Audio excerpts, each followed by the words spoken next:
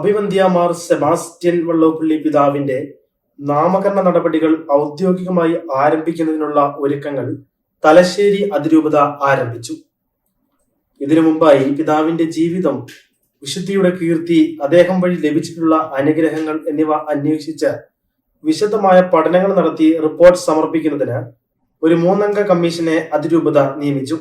Father Thomas നീണ്ടൂരാണ് convener. Father Joseph Muttathukunnel, father Thomas Mappilaparambil എന്നിവരാണ് ഇതര കമ്മീഷൻ അംഗങ്ങൾ.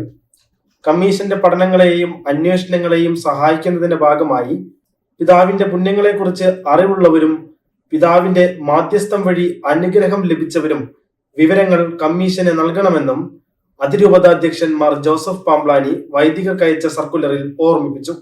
സർക്കുലറിന്റെ പ്രസക്ത ഭാഗങ്ങൾ ചുവടെ.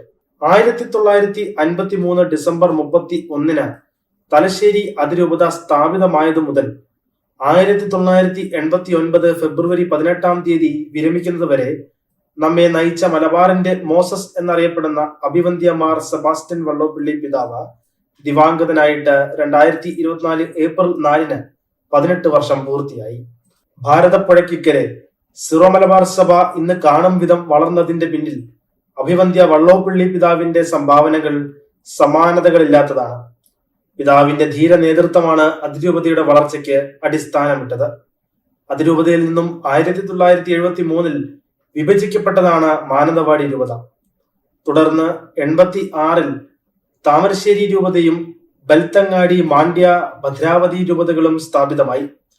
കഴിഞ്ഞ 70 വർഷങ്ങൾക്കിടയിൽ തലശ്ശേരി അതിരൂപത കൈവരിച്ച വളർച്ച അത്ഭുതാവഹമാണ്. ഇന്ന് സിറോ മലബാർ സഭയിലെ ഏറ്റവും കൂടുതൽ സമാന്തര രൂപതകളുള്ള പ്രവിശ്യയായി തലശ്ശേരി അതിരൂപത നിലകൊള്ളുന്നു.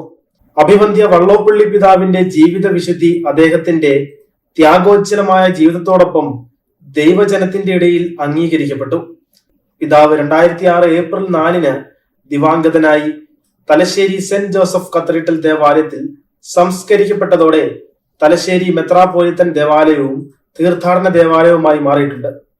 മാർ സെബാസ്റ്റ്യൻ വള്ളോപ്പള്ളി കബറുടെ തീർത്ഥാടനം നമ്മുടെ അതിരൂപതയിലെ ഏറ്റവും ജനപങ്കാളിത്തമുള്ള തീർത്ഥാടനമാണ്.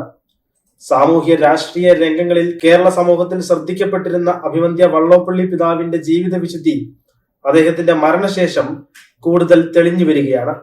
വൈദിക മേലധ്യക്ഷന്മാർ, വൈദികർ, സന്യാസിനിമാർ, അൽമായർ തുടങ്ങി സമൂഹത്തിന്റെ വിവിധ തലങ്ങളിലുള്ള ഒട്ടനവധി ആളുകൾ വള്ളോപ്പള്ളി പിതാവിന്റെ നാമകരണ നടപടികൾ ആരംഭിക്കണമെന്ന് രേഖാമൂലവും അല്ലാതെയും ആവശ്യപ്പെട്ടു തുടങ്ങിയിട്ട് നാളുകൾ ഏറെയായി.